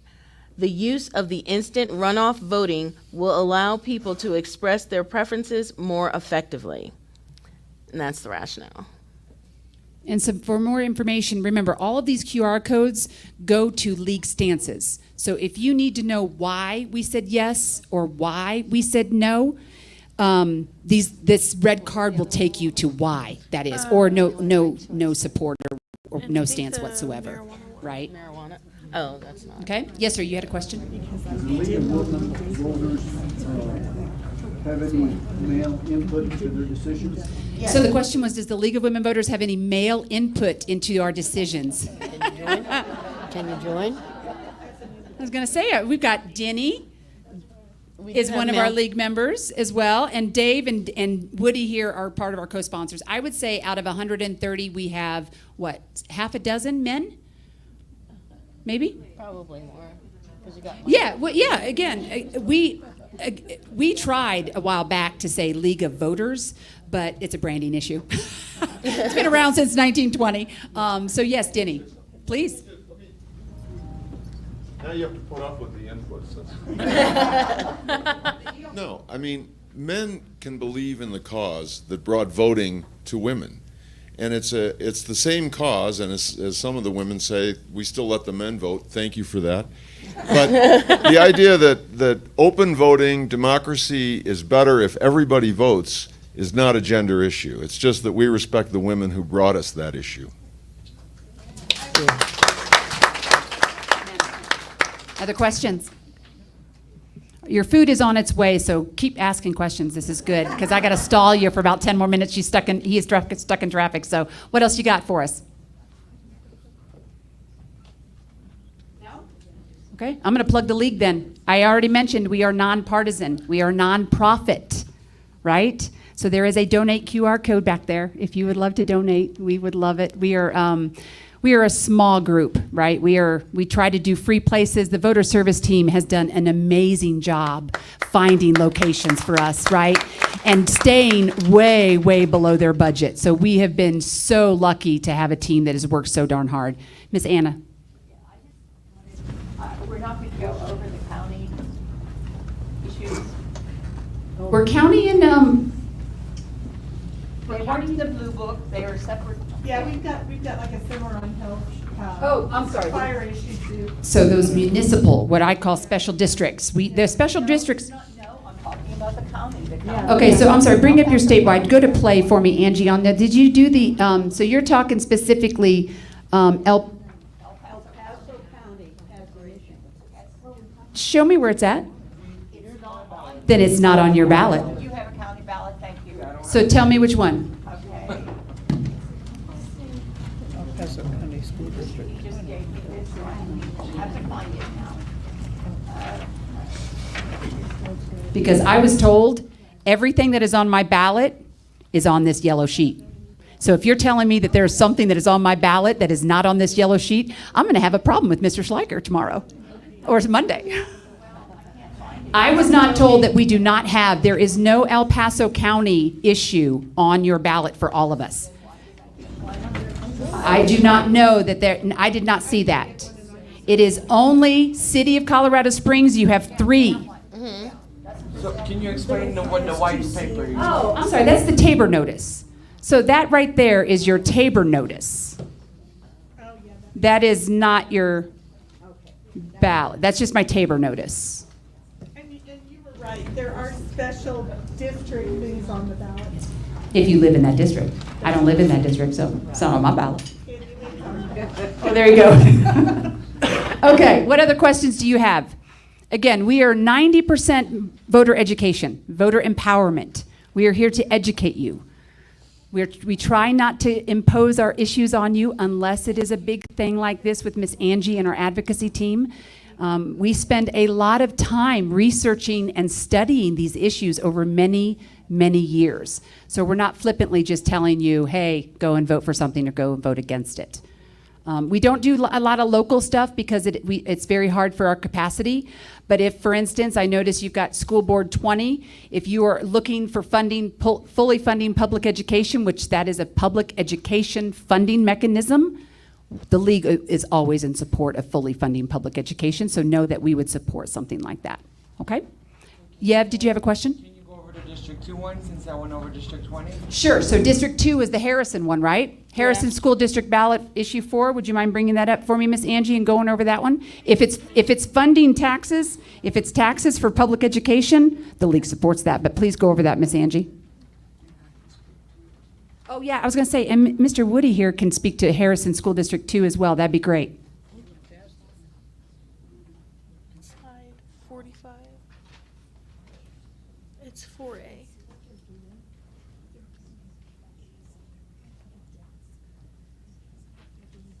Yeah, that one right there. It's always how it goes. All right. One of you want to read that one? Harrison School District 2. Okay. It doesn't matter. Shall Harrison, well, now I'm probably away from the mic. Do you want me to do it? Yeah, go ahead, because I'm away from the mic. Shall Harrison School District Number 2 taxes be increased $9 million annually commencing January 1st, 2025 and expiring December 31st, 2034, which shall be used to fund educational needs including but not limited to attracting and retaining high-quality teachers by offering salaries and benefits that are competitive with other school districts, providing community college scholarships to students who graduate from a district high school, improving all existing district chapter schools, including Atlas, James Irwin, and Vanguard chapter schools. Charter. Jeez. It's been a long day, apparently. Provided the expenditure of these funds shall be reviewed annually by a Citizens Oversight Committee, which will submit a report to the public on the use of funds for accountability and transparency purposes. For 2024 and thereafter, may such revenues be adjusted annually on the percentage change in the Denver Aurora Lakewood Consumer Price Index. And shall such tax increase be an additional property tax mill levy, an increase of the levy authorized for the district's general fund pursuant to and in accordance with state law? Does anyone have any questions?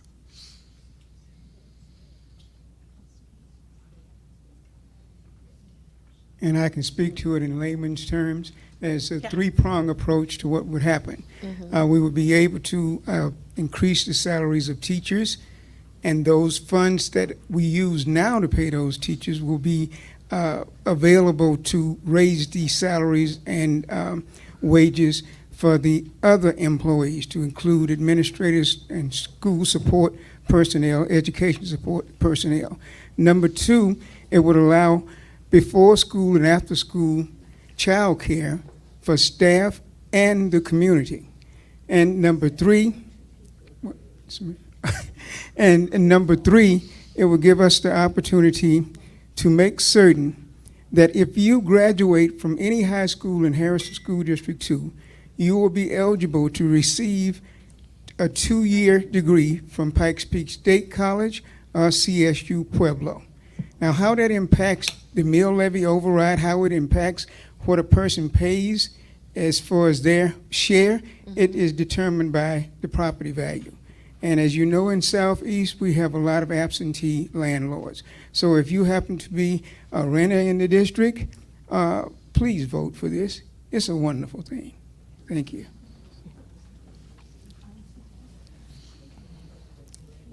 Any other questions to that, or any questions to that? Are there any others that you'd like to review? Shelley? Sorry, don't forget, you've got your free lunch coming up here in just a few minutes. Hopefully, they're going to be here pretty soon. And of course, you have the candidate forum this afternoon, right? So we're eating for lunch from 12 to 1. And then at 1:30 is the district attorney 4th Judicial District candidate forum. So I'm pretty sure it applies to everybody in this room. If you live in this area, that DA candidate forum is also for you as well. So thank you, Madam Chair. Thank you. Yes, you stay here. Oh, I see. Sorry, I got a question on the floor, Madam Chair. Are you safe? Go ahead. I looked on your website and it looks like you were recording when you do these events, like you're doing this afternoon. You were recording them and then you're putting them on your website and then you can watch them off your website. Again, you sure you don't want to be a league member? So yes, she is 100% correct. Everything that we do, thanks to Studio 809 Podcast and Longmire Audio Engineering, whoop, whoop, they record everything for us, and everything is done two ways. You can check it out on our YouTube channel, and then you can also check it out on our Making Democracy Work podcast. So that's more of an audio, if you like the audio part. But if you're at your computer and you want to do the live version and recorded version of what we've just done, everything that we do, candidate forums, community conversations, ballot issues forums, almost everything that we do is recorded. So you can go back and see whatever we've done for the last 6 weeks. It's pretty amazing. So thank you. This afternoon, it'll be recorded. And I Yep. can And you can also go log in virtually at home too, right? Yeah, If you you can't can. stay, everything that we do is virtual. So yes. See it live. So which platform are you running off of virtually? So StreamYard is, for us, I'm going to send you to my website, LWVPPR.org, because everything that we do will take you to wherever you need to go, right? If I'm trying to listen to it Live. what- Click on live. It says all I live. need to Yep. do. You'll see live. Can't miss it. Perfect. Yep. Thank you. LWVPPR.org. And everything, I think pretty much Julie has put everything towards the top if it's relevant. So it should be right up towards the top. She said all you need to do is go to the Okay? website. What other questions? I got you. I need you for 5 more minutes. Unless you need the restrooms. The blue books, please take them, share them, and the other resources that you have on the table. You can find some in the back. Take them, share them with your family and friends. Stay informed. Another question here, ma'am? Go ahead. How do we raise our funds? Well, Shelley wrote about 25 personal cards about the last 3 weeks to people who had donated to various organizations that I saw were civic-minded, engaged individuals. So personal letters, one-on-one conversations. All of our co-sponsors are donating money, right? Whether it's a ballot issues forum or a candidate issues forum, they're donating $100. Our members can donate, but we also can do, again, we're nonprofit, 501c3. So everything that you give us can be tax deductible. So we take stock, we've taken cars, RVs, boats. It all can be converted to cash for us. So for us, whatever you want to give us, we'll do it. And plus our 105th birthday, this is our button from last year. We turn 105 on February 16th, which is our Love the League.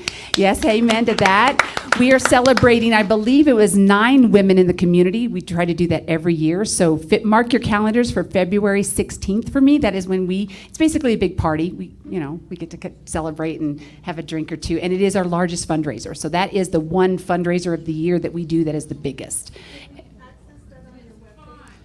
I'm sorry, say that again? Can we access that on your webpage and participate in that if we so choose to? For Love the League? Yes. So it's not up there yet. We want to get through the election first and kind of have you focus on that. But you don't have to be a member to participate in anything that the league does. You are welcome to come to every meeting, voter service, fundraising, anything that you want to attend, even if you are not a member, our meetings are open, public, anything. And then, of course, for Love the League, we're going to be asking for sponsors for that. Tickets are probably the lowest that you will find for any ticket in the community. Last year, I believe early bird tickets were $30. This year, they're $45 because we are raising money. So food is extremely expensive. So stay tuned for more information on Love the League and what that looks like for you guys. But everything that we do, you are all welcome to join. And I forgot, students are free. So if you're a student or know a student, it doesn't matter if you are 16 or 66 or 86, you are free to join the league. So, other questions? Annual meeting and issues in action. Issues and actions, ma'am. Those are both yours. Go ahead. Oh, well, you have the floor.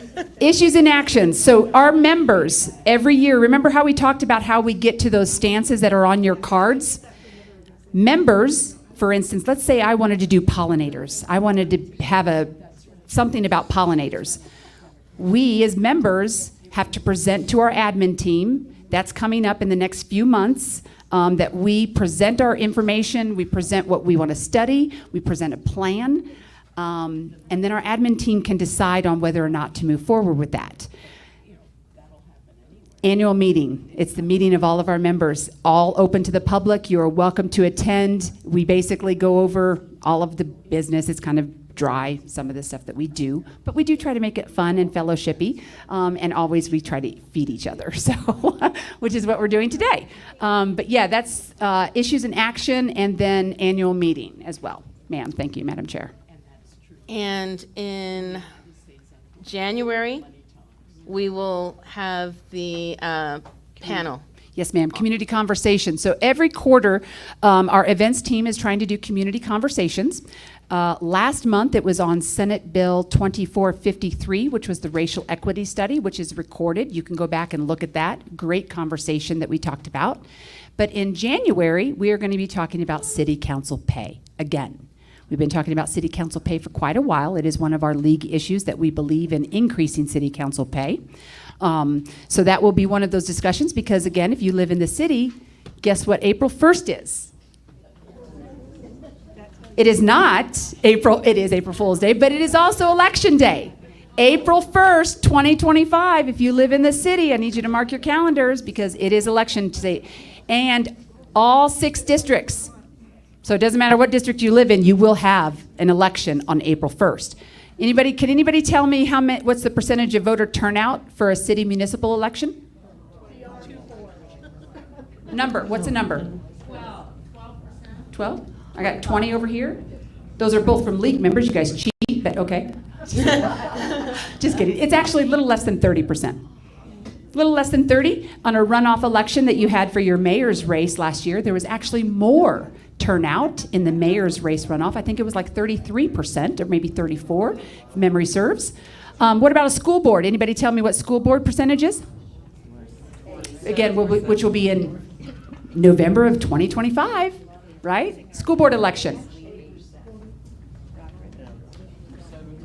It's actually a little bit higher. Maybe if we hit 40%, it's a win for us on a school board. Yeah. Okay? 40% for school board, if you're lucky. What about presidential? I heard 75. What's another one? 87. I heard 87. That's more accurate. Actually, the clerk and recorder's office is talking 87 to 90% turnout in a presidential year.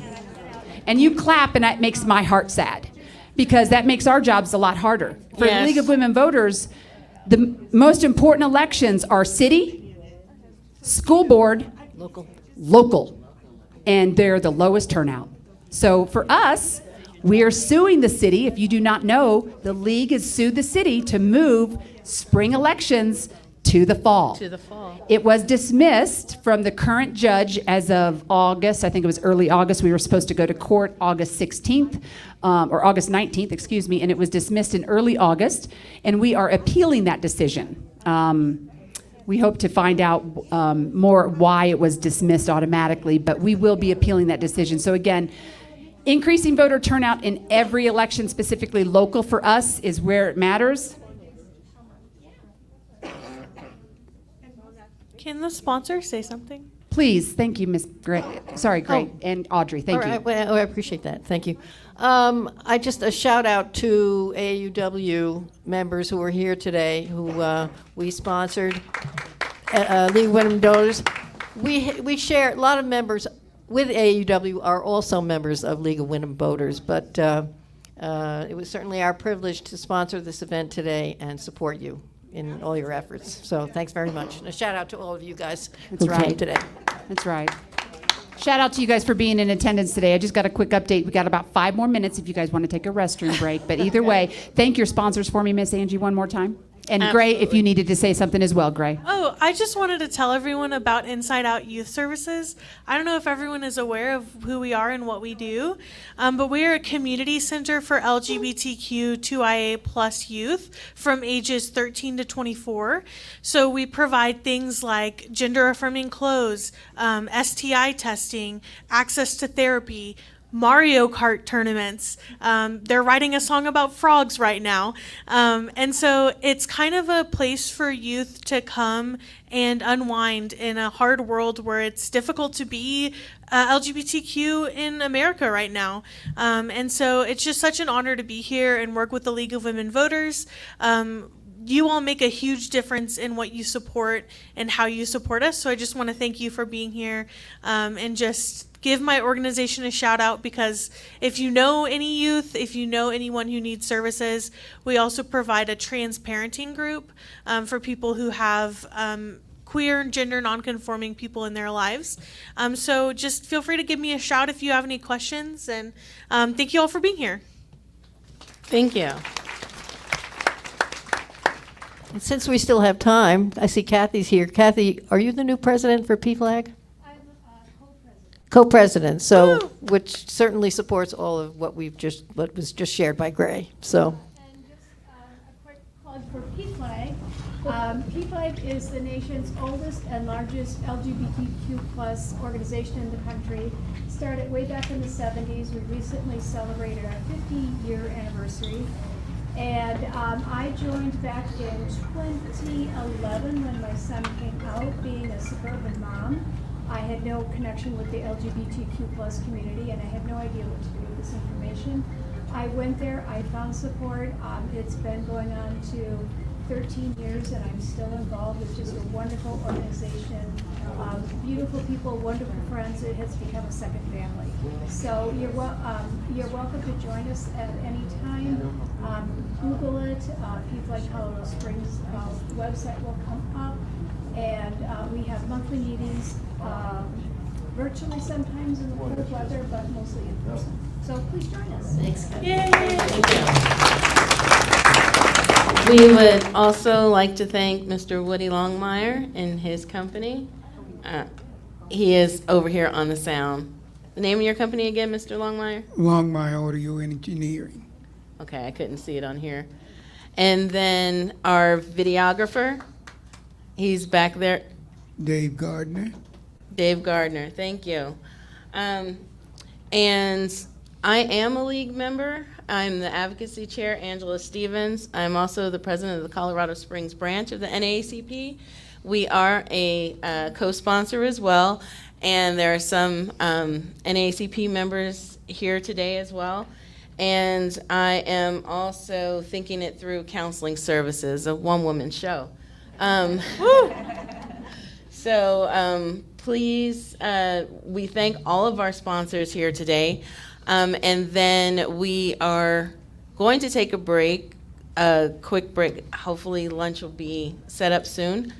And please enjoy the lunch. And I hope everybody stays, right? And call some more members so that we can do the candidate forum. But we will allow our panelists to go ahead and take their break, and everyone can get up, stretch your legs, get some food, and then we'll be back at 1:30. Thank you. Thanks.